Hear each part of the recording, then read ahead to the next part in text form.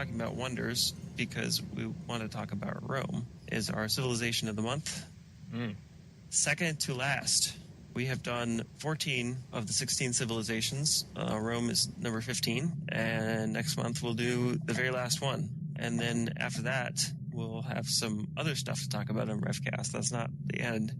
So, yeah, Rome, it's simultaneously a difficult civ to play really well, but also a good one for beginners, don't you think? Yeah, it's good civ for beginners because you don't need to tech up to Cole, but it's also quite easy to get tempted into playing badly with, I think. If you play enough ranked, you're eventually going to run into the guy that does nothing but build settlers. Yeah. And you can get there really late, like turn 30 or something like that with one horse army and have it all. Yeah. Be good in free-for-all. So listeners, don't do that. Don't just build cities. But you have coal so early. You need units. Right, so the starting bonus for Rome is knowledge of code of laws and the Republic government. Republic government, I'd say second best government in the game after fundamentalism. My second most likely choice to choose as my government after get the Great Pyramid. It's pretty good because you can build settlers very early and using the Morte method of banking food and then building your settler. If you work 2 grasslands for 2 turns, you will bank 8 food and then you build your settler, whether you just go all on trees or whether you spend 40 gold or whatever, back to 1 population. Your worker moves to the grassland. You earn 2 more food the next turn. Now you've built 10 food, which is enough to get from 1 population to 2 population. Basically, you can get a settler every 7 turns for free, which is pretty good. You also have the half-cost roads, which is actually quite a nice bonus to go with the beginning in Republic, because you can get a lot of little cities and you can link them up, which helps with defense. And it helps with putting your armies together quickly. Like if you're building a bunch of legion armies, there's also the strategy of sending a settler to go settle near your opponent and building a road and then sending all your armies down the road to get there really quickly. To give listeners a bit of a picture of it, got 3 cities sitting relatively close to each other because little cities build quite closely, and you build a road past them because you see the other guy coming up, and all 3 of those cities can build a legion, and that same turn you can have a legion army coming at them. Because you're Rome and you can build that road quite cheap, it's 20 for each of your legions, and then maybe 25 or something, not too much, 30 or something for your road. It doesn't cost you all that much money to have a force that'll probably kill whatever he's landed with. Probably land with a legion army or a horse army or something. Or maybe he's come across the continent, but whatever it is, you can have a defense there straight away. Yeah. It can make you very hard to attack. It can be a really strong thing to do. At the same time, when it comes to roads, it's kind of like, well, I think I might need this road, but maybe I'll never need this road, so should I spend the money? If I wait, it'll be more expensive later, or I might spend all my money on something else that's important and then not be able to build it. I think it requires a lot of that. So that's why I say that it's kind of like, at the same time, a beginner civ and an advanced civ. So it's like they're easy to play but hard to play well, or something like that. That balance of using their other bonus, their Code of Laws bonus, you've gone and you've built some cities using your settler every 7 turns, but at some point you're going to have to be able to defend them. You know the other guy's going to turn up. You have so many choices with Rome. Like, should I build another city? Should I build a legion army? Should I earn a tech? Should I try for irrigation right now? It's often a good place for Rome to go because you don't have to worry about getting the Code of Laws. Get her with it.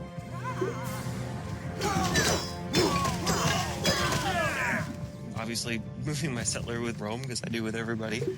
A lot of time what I like to do is try for the AI walk-in, and then I'm just probably going to explore and maybe kick out a couple quick cities, and then try to have some legion armies to defend my territory, or maybe go out and press some more. In that kind of scenario, I'm probably not building horsemen. A lot of civs we've tended towards using legions more, but Rome is one of the ones which I think have always been very strong with legions. Legions are very good, and they're particularly good with Rome because your roads to get them places faster. Also because your defense becomes a little bit more important, just because you're compared with a lot of the other, what I might call normal civs, not the power civs. you're likely to have quite a good base that's going to need defending, that's worth defending. But the other guy's going to be thinking, hey, I've got to get to you fast. And so you've got to be thinking, hey, I'm going to have to be able to have a defense ready for the guy who has to get to me fast. But you're going to need the legions. You won't want to be just standing there with some warriors and archers and horsemen, which are a bit more expensive. Right. If I'm building a horseman army with Rome, it probably means I'm not respecting my opponent very much and just want to finish off the game. Of course, now, listener, if that happens with you, it's probably because I found some exception to the strategy where it was actually a good idea to build a horseman against a good opponent. Yep. Probably want to have a productive capital, maybe with some food, so I can build these settlers as described. One thing I'll almost never do with my capital when playing Rome is do any teching at all. I'm almost never putting my workers on the sea tiles. And I'm usually not actually growing, but maybe just banking some food so I can stay at 2 population, maybe get up to 3 at some point, depending on what resources I have to work. But otherwise, I'm just being very productive. So with Rome, again, because Rome tends to have a decent game if the other guy doesn't come at you, it just becomes that little bit more important to expand out, claim your space, try and get the guys so that you can see them coming. If you see him coming and you've got a few turns in there, then roads and legion armies and things are going to be make a pretty good defense. If you completely miss him coming and he comes at the soft side of your empire, you could all of a sudden be in a lot of trouble and a lot of cities fall quickly. Right. And lots of little cities will grab him all the techs that you've got ahead of him. If you're going up to catapults or something, maybe you're heading for catapults and navigation, and suddenly a little horse just goes pop mass, pop navigation, and all of a sudden he's as strong as you are on the sea. Mm-hmm. And if he can get archer armies in those cities, now we always say, what are you building archer armies for? Don't build archer armies, build units to attack. But it can sometimes be a really good thing to put an army in a city you've just taken from somebody, because he's going to have to try to take it back. And if he can't beat that army, grab some of those Roman cities and defend them, a couple of legion armies may really have a tough time getting back in, or they could get unlucky. Or if a city in the middle of his empire suddenly opens up multiple fronts for him, if you can hold it, then all of a sudden he has to defend the 2 cities on either side of it. Yep, exactly. And you only have to defend the one in the middle, so he has to spend twice as much if he's going to play defense. That's a tricky thing. Of course, really important to press Roman player is going to build a lot of cities. What I'm saying is that when I'm walking my settler as Rome, I'm totally prepared to landlock my capital if it looks like I'm going to get a good spot or something like that. Yep, they get access to cattle straight away and 5 food, so 2 turns basically. So 2 population. Yeah, it's 4 turns just working that 1 cattle to grow from 2 to 3. And if you have extra forests, that can be pretty good. You would be up to 3 population by turn 4. It wouldn't necessarily do that quite yet because it's still more important to get the early warriors out. But soon after that, you can have 3 guys working trees or something like that. You can do a lot of good things. I'm in the early game. I'm trying to get probably 5 to maybe 7 cities out, but I want to have some legions. I'm basically just teching bronze working, iron working. I build a barracks if I have a lot of money, and I don't if I don't. Probably a mix of archers and legions. It's nice to have an archer there. If someone shows up and attacks, you don't want them attacking the legion army. That could be a strong setup, or it can be, I don't know. Playing Rome, it's kind of like baking a cake. You can have the wrong mix of ingredients.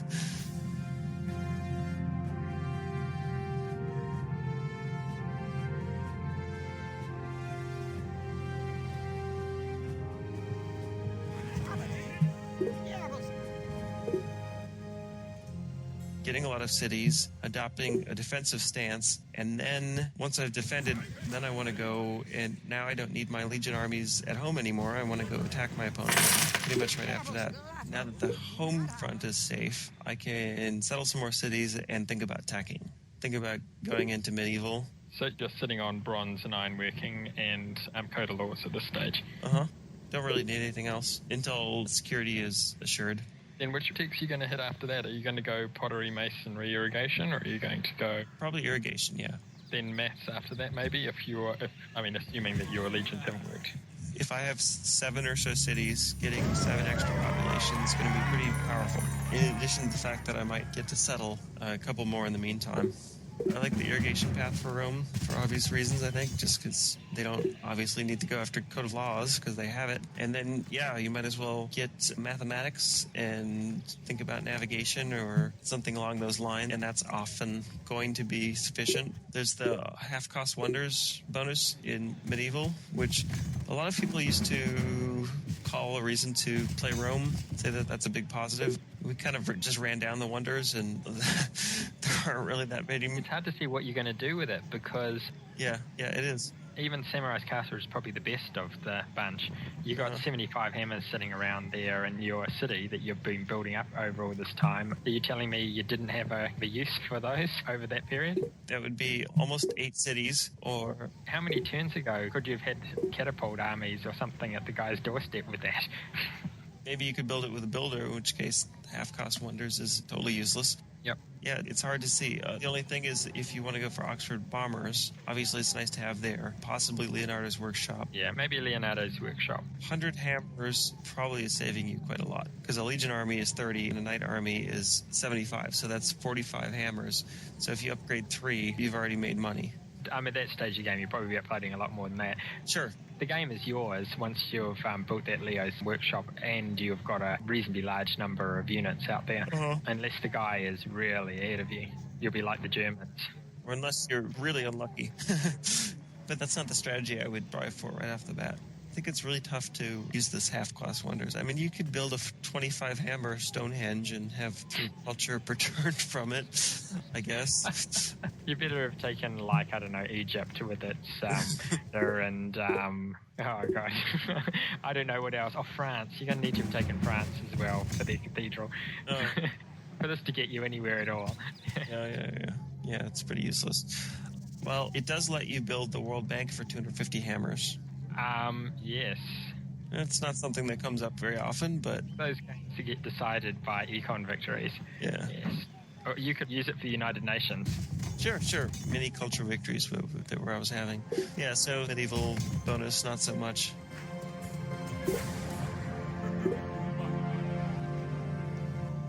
The industrial bonus is more great people, which also... Very hard to use.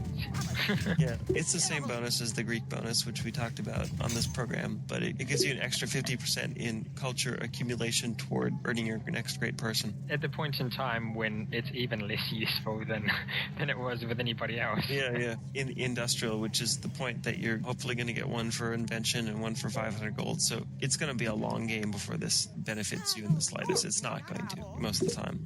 The game should be over well and truly over by the time you get a chance to have an extra great person. And then, of course, there's the modern bonus of new cities start with +1 population, which means that your new cities will be 6 populations instead of 5 population, which is a nice jump over the 4 population cities you'd be getting into industrial. But the game is already over. I don't know why you're expanding in modern. So, yeah, basically what we're saying is it's kind of the same thing as Egypt, that all your good bonuses are in the beginning. The difference being that the later bonuses for Rome aren't totally useless, like Egypt's are, but...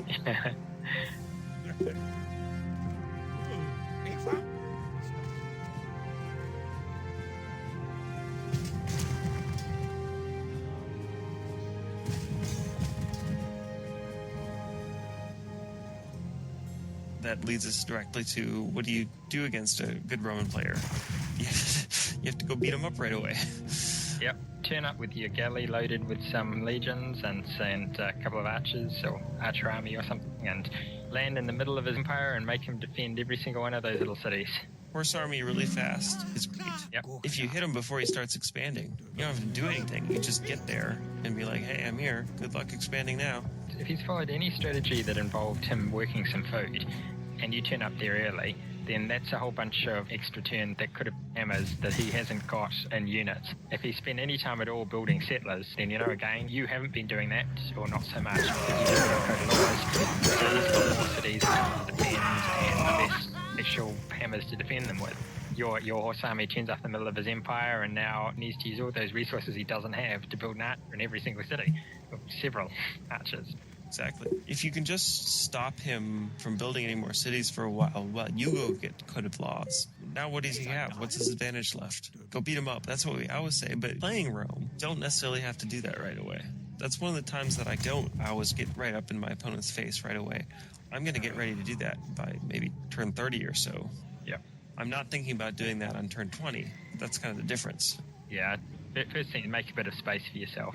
But when Rome's your opponent, you just have to stop it from running away, because if he drops 12 cities and then takes irrigation and then gets a great humanitarian, so they're all 4 population now, what are you going to do against that?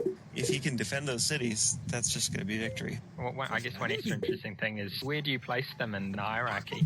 I think of our tournament civs, they're pretty far up there. There might be something after the Indians, the ones who can play in the tournament.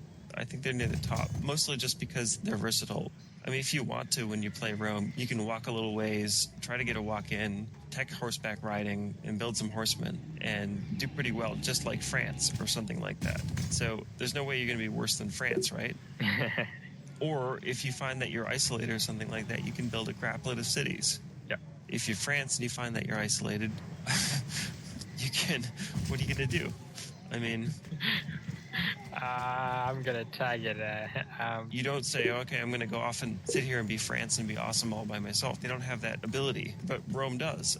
That's why it's one of the stronger civs in these 10 civs that we're allowing in these tournaments. Basically exclude the top 6, isn't it? Well, we're excluding America, China, Zulu, Spain, Aztecs, and Arabs. All very strong civs. What do you think, Rome, great civ or greatest civ? Well, weaker than those 6. So, all right, but you have Julius Caesar drawing his finger across his neck and giving a thumbs down. Not quite as good as Napoleon falling off a stepladder, but... It's very difficult to be as great as France.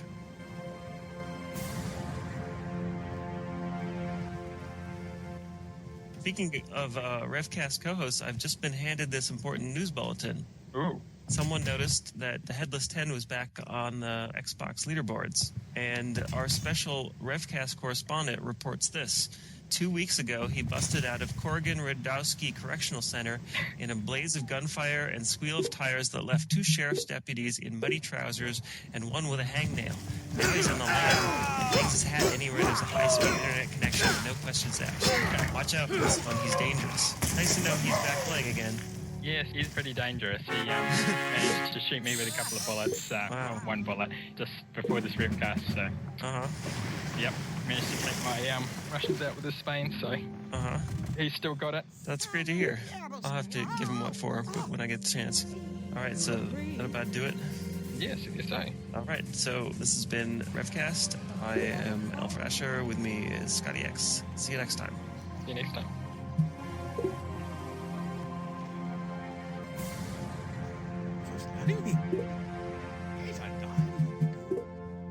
For more information about RevCast, sibling shows Polycast and Modcast, or about Polycast in general, log on to the series' official website, polycast.net. Record date. Recorded October 29, 2011. Civilization Revolution sound clips. Copyright Take Two Interactive. Copyright Civilized Communication at civcom.net.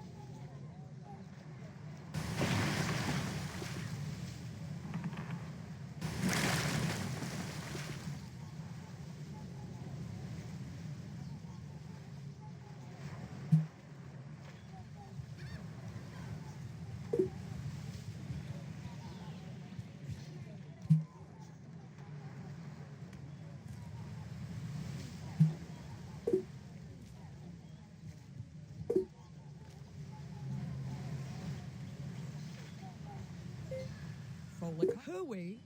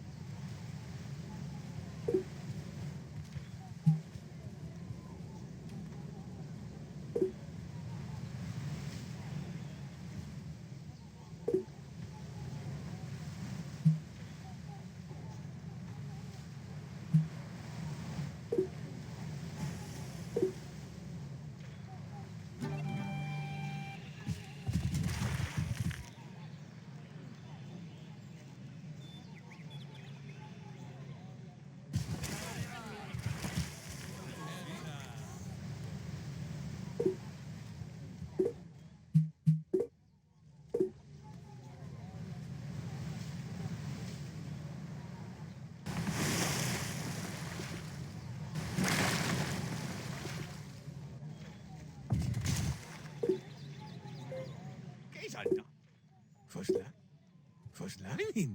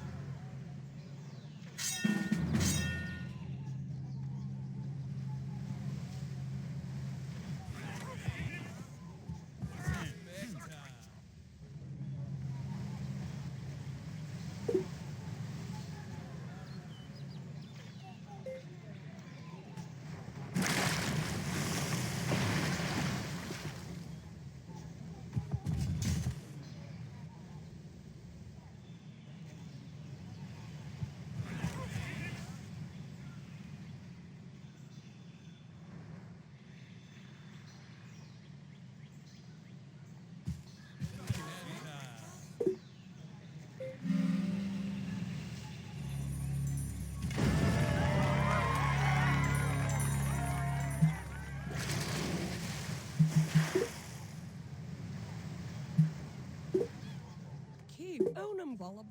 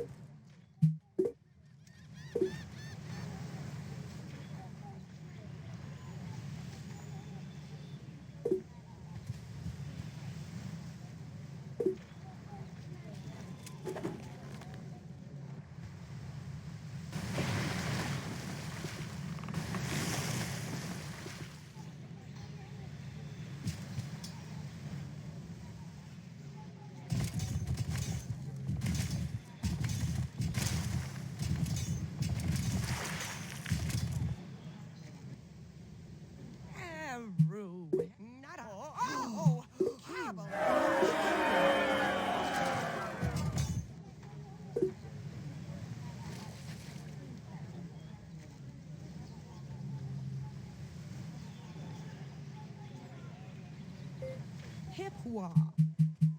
Falabfa Uasha. Onam Gru.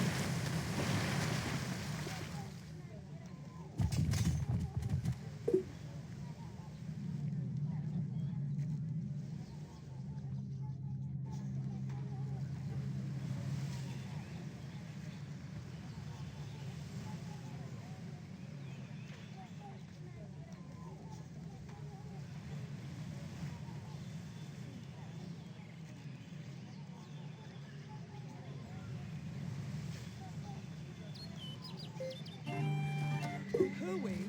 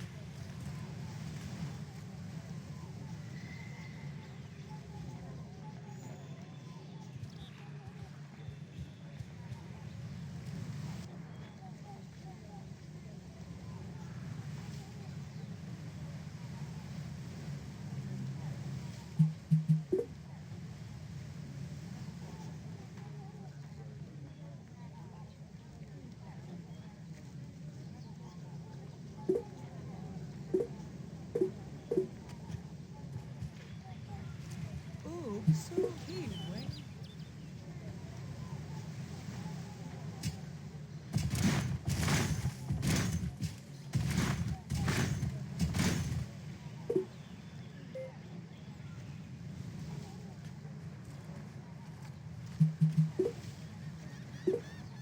Uda pre. Phonum.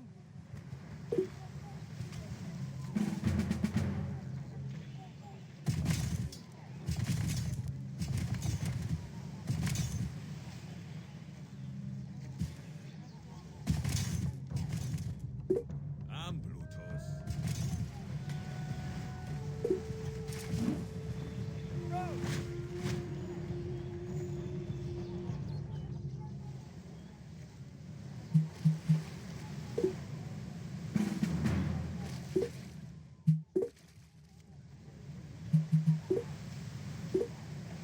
Hip Q Hooey.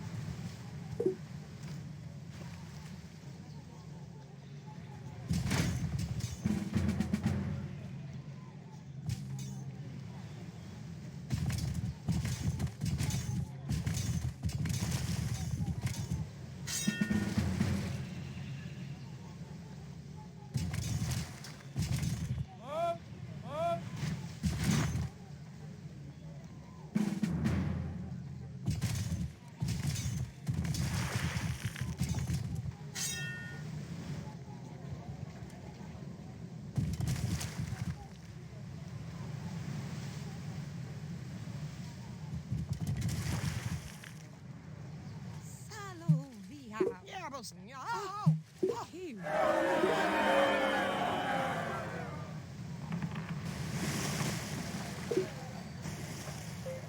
Uasham. Onam group. Udapri. Hui.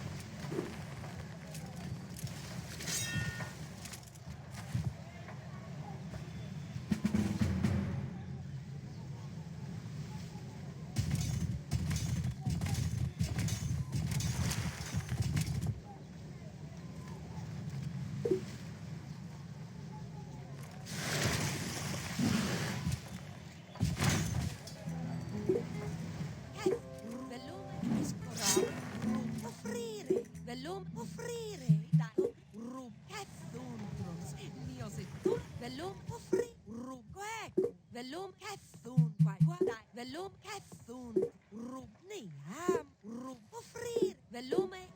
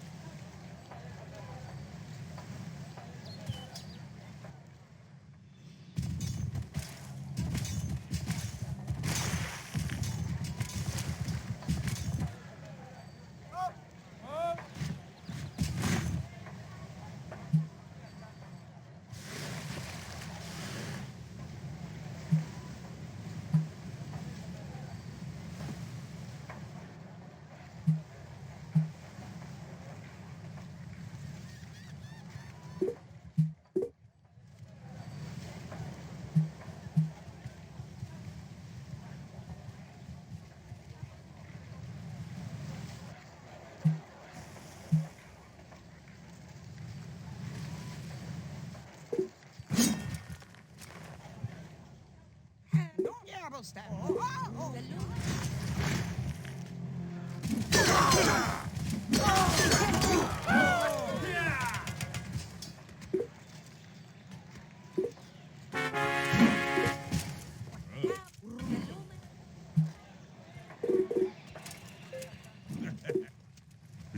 Ik found it.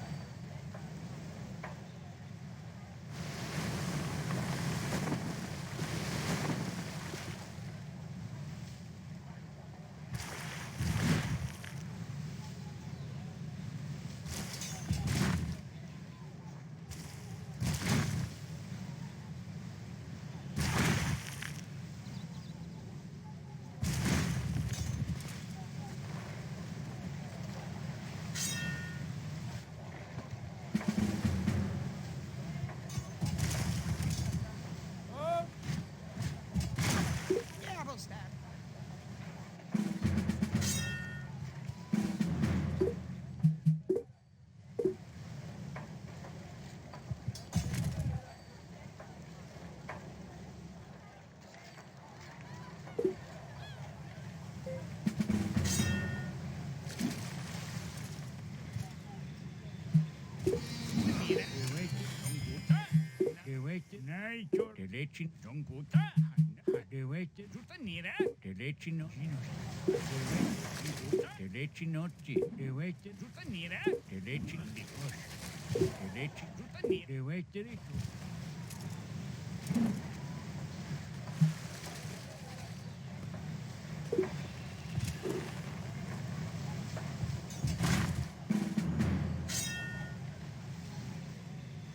Salo. Nor, not having you.